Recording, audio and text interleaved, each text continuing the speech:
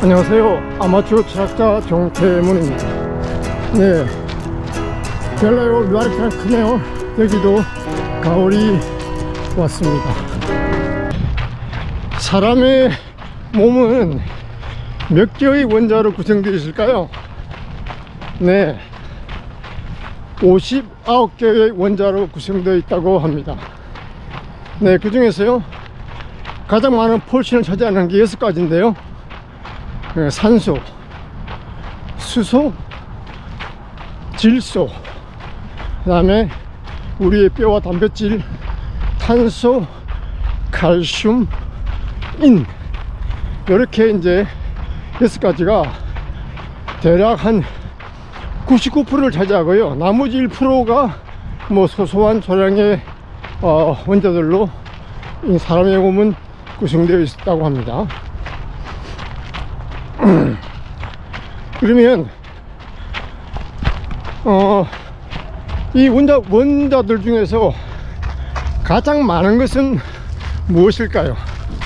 네, 이거 두 가지로 나눠 볼 수 있는데요, 하나는 개수가 가장 많은 것, 또 다른 하나는 무게가 가장 많은 것, 이렇게 나눠 볼 수 있죠.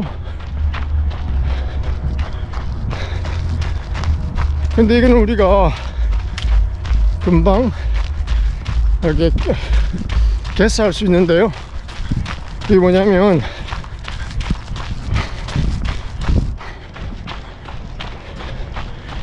우리 사람의 몸은 70%의 물로 만들어졌잖아요.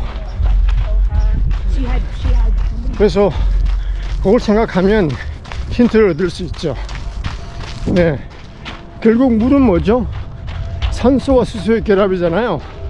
그러니까 인간의 몸에서 70%가 물이니까 아무래도 이 두 녀석이 가장 많은 폴션을 차지하겠죠. 네, 근데 여기서 이제 개수로 보면 수소가 가장 많습니다. 근데 또 무게로 보면 산소가 가장 많습니다. 그래서 무게로 볼 때 대략 한 60%가 산소의 무게라고 할 수 있습니다. 네, 그러면 한 그릇 나와가지고 인간의 몸을 구성하는 이 원자의 총수는 어느 정도나 될까요? 네, 상상을 초월하는데요. 여러분, 숫자 그 단위 중에 조 다음에 뭔지 아직까지 알죠? 조경이잖아요. 경 뒤에 다음에 제가 잘 모르겠는데 제 기억이 맞다면 해자 뭐 이런 식으로 나올 것 같은데 이건 잠입니다. 자, 그러니까 일반적인 우리 표준적인 몸을 구성하는 원자의 개수는 7자 정도 된다 그럽니다. 7에다가 공이 26, 7개 정도 붙은 그 정도로 많은 원자로 우리 사람의 몸은 이루어져 있다는 것이죠. 근데 이런 원자들을 갖다가 사람의 물리적인 어떤 그 원자 수준에서요 사람을 만들기 위해서는 이런 원자를 갖다가 다 모아서 돈으로 환산하면 대략 어느 정도 될 것 같으세요? 네, 이건 또 연구자마다 좀 다른데요, 적게는 몇백 불, 많게는 한 몇만 불 수준으로 다양합니다. 왜냐하면 퀄리티도 다르고요, 여러가지 뭐 인건비라든지 등등 구입하는 여러가지 그런 게 소스가 다르다 보니까 좀 다른 결과가 나온다고 하네요. 네, 여하튼 단순히 우리가 이런 원자를 끌고 모았다고 해서 사람이 되는 건 아니죠. 그래서 우리가 실험실에서 이런 생명을 만들기 위해서 많은 실험을 했잖아요. 초기 지구와 비슷한 환경을 만들어 두고 뭐 전기도 충격을 가하고 뭐 대기도 다른 대기를 꺼내서 막 실험을 하는데 뭐 생명의 초기 조건은 비슷한 뭐 그런 아미노산이나 그런 거 만들어졌지만 실제적으로 지금까지 실험실에서 생명, 움직이는 생명 내지는 세포를 만들어준 경우는 없습니다. 그러니까 이것이 바로 생명의 신비죠.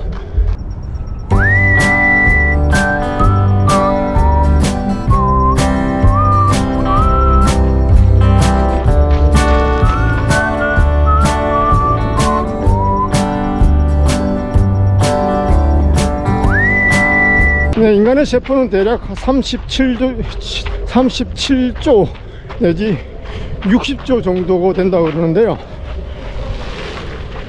이것들이 이제 그냥 혼자 이렇게 독립적으로 있는 게 아니고 유기적으로 결합되어서 사람의 몸을 이루게 되는 거죠.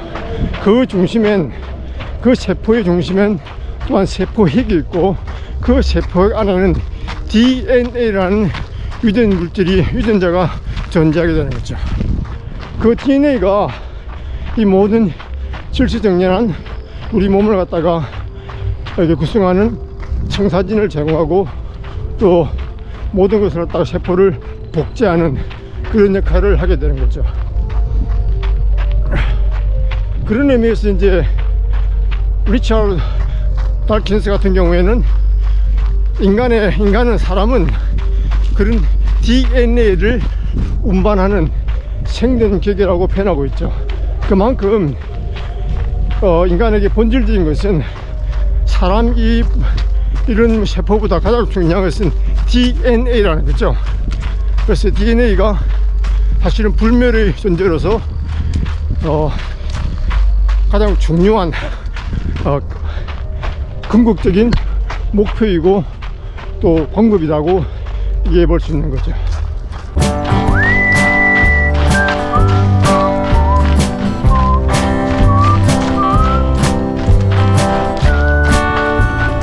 DNA는 굉장히 정교한 자기 복제를 하게 되는데요. 대략 15개 중에 15개를 복사하면 하나 정도가 이제 오류가 발생하는 거죠. 그 오류를 우리가 뭐 돌연변이라고 그럴 수도 있고, 그게 바로 어쩌면 좋든 나쁘든 진화의 열쇠, 진화의 시작이 거기서 돌연변에서 발생하게 되는 거죠. 네. 그래서 어떻게 보면 아이러니인데요. 여러분, 이 DNA, 사람의 그러니까 저와 여러분 DNA가 몇 프로 비슷한지 아세요? 네. 예, 99.9%가 동일합니다. 단지 저와 여러분은 1% 정도밖에 차이밖에 없어. 그렇지만 외형적으로 안에 내부 장기적으로 나름대로 다른 그런 사람이 되는 거죠. 유전자 레벨에서 말씀드리면 대략 한 30만 개인가 300인 뭐 헷갈리는데, 그 정도에서 550만 개 500만 개 정도의 유전자가 다를 뿐이라고 합니다. 그럼 더 나가서 침팬지, 우리 사촌인 침팬지와 비교해보면 침팬지와 우리는 대략 유전자가 96%에서 많게는 98%까지 비슷합니다. 같습니다. 네. 그리고 우리가 초파리라고 들어보셨죠? 조그마한 파리요. 이놈들의 유전자는 대략 한 60%가 비슷합니다. 그러니까 어떤 의미에서는 여기서도 우리가 진화론에서 얘기하는 공통조상, 공통분모가 있다는 소리가 우리가 추측해 볼 수 있는 거죠. 네. 그래서 이제 이 세포들이 모여서 하나의 거대한 유기체를 만들어 나가는데, 여기서 가장 중요한 것이 지금 말씀드린 DNA, 질서를 부여하고 복제를 하는 이 존재가 있게 되는 것이죠. 근데 우리 우주에도 우리가 암흑물질이 있다고 우리 얘기하잖아요. 뭔가 있는데 잘 모르는 거죠. 그래서 우리가 암흑물질이라고 부르는 거죠. 마찬가지로 이 유전자 DNA 유전체 안에도 우리 인간이 잘 어떤 기능을 하는지 모르는 그런 물질들이 존재해요. 그래서 이전에는 갖다가 정크 DNA라 불렀는데, 지금은 요즘은 이제 암흑물질 비슷하게 뭐 블랙 이제 그런 식으로 DNA를 부른다 그러더라고요. 네, 그런 것도 여기서 의미하는 바가 뭐냐 그러면, 인간이 우주에 대해서 아직 잘 모르잖아요.